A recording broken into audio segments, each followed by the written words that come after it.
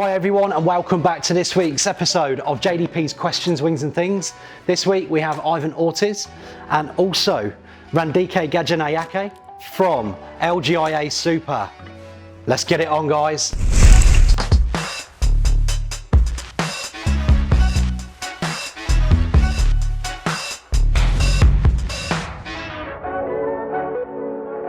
Ivan, Randike, LGIA Super, thank you very much for making it along today. It's nice to see you both in here anyway. I'm going to get straight on with this. All right. Please take your wing, Ivan. I'll take care.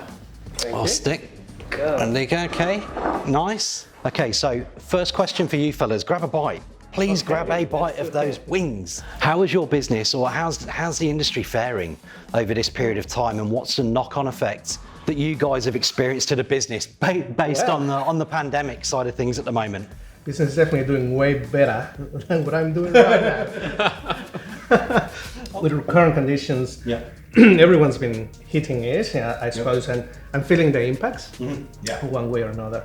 And for us, it's no different. We have a reliance on the investments and the markets and all that. Yeah, of course. And this gets hotter as you talk. They will plateau though, Ivan, I can tell you. Excellent. But yeah, I guess we're lucky enough, very lucky to have super good investments team.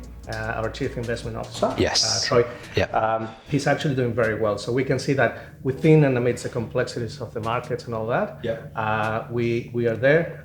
We are doing the right things. He's making the right moves, and we're starting to see that we're going along with the trend and getting to a more comfortable position, unlike me at this point in time. Randike, I'm sure you could echo a lot of that as well. Absolutely. Every day is a new day, there's a new request coming through. Yeah. So we have to have built our capability to be ready to service those requests. Make sure it's robust enough to deal with that, So in the time that you've both been, I know sort of separate time or longer, not as long with LGIA, what has been the group's biggest success that you've both contributed to within that group and had your teams contribute towards as well? So from a technology point of view, I could observe there was a difference in terms of running technology.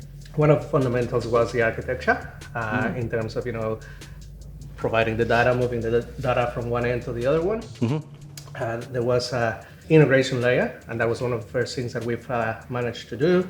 And I guess that was covered with all the cultural transformations. I guess going from put our own flavor of agility. What we have now is an environment where the data at the front synchronized perfectly to the back, and it's also readily available for data warehouse. Ivan, again, you're at a plateau now.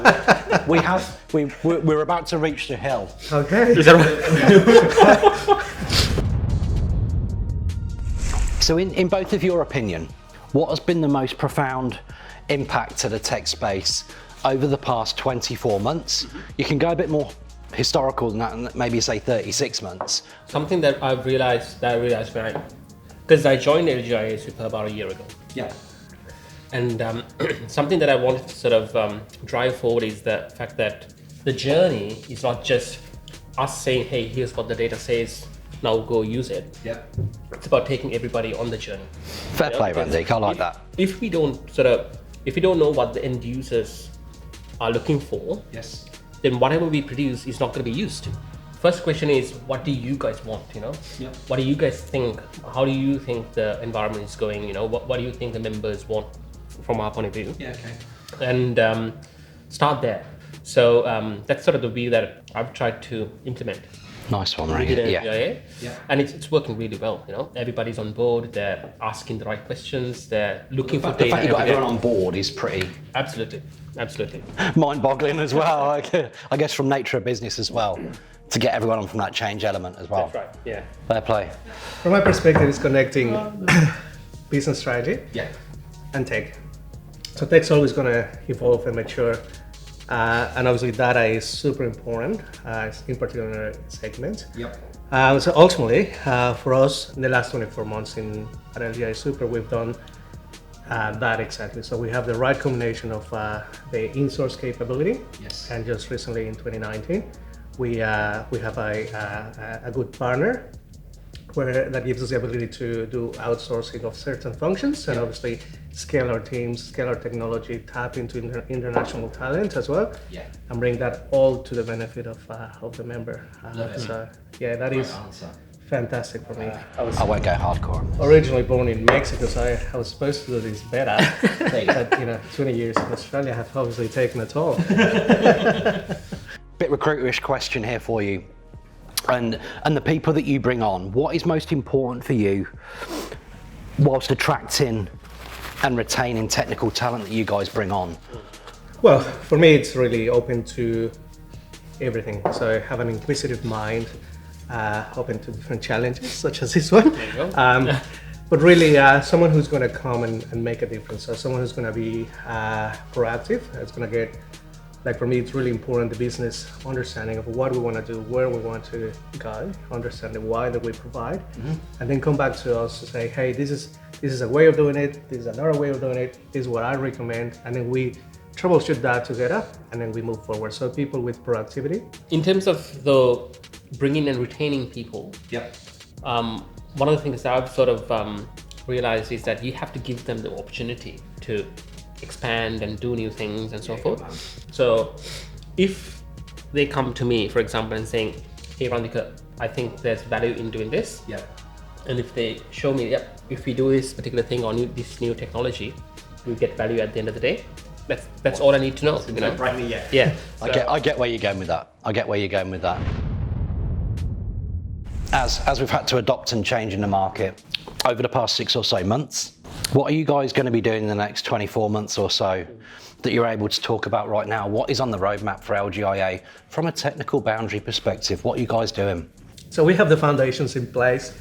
As I said, you're going from monolithic architecture to distributed, data being integrated, and we have all the teams and the culture, which is absolutely fantastic. Now, where we want to go is take all of that and start getting the the data to power everything. So we're turning, as everyone else, I suppose, into a data-centric environment. For us, it's getting to that intimate experience with our members and different member segments. So.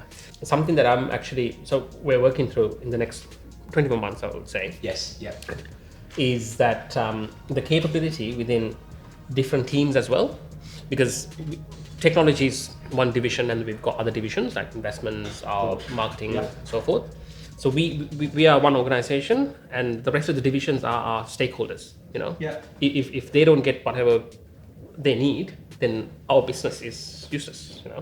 So they need to be on board. They need to be able to get what they need when they need it, and to be able to do what they need to do when they need to do. So for some reason, that one got right. On my vocal cords, actually. So, guys, how did you go with that? Because I think you've been really, really, really good sports. Great answers as well. Well, yeah, you're right. It plateaued, So they did. No, it didn't. After the third one, anyone that's coming on, they plateau. But the first one did surprise me, though. I think the last one was a little bit. I think it just came back up with a bit of a spike. Let's say that. Well, Ivan, Randike from LGIA Super, thank you very much for making it along, fellas. We will see you next week on JDP's Questions, Wings and Things.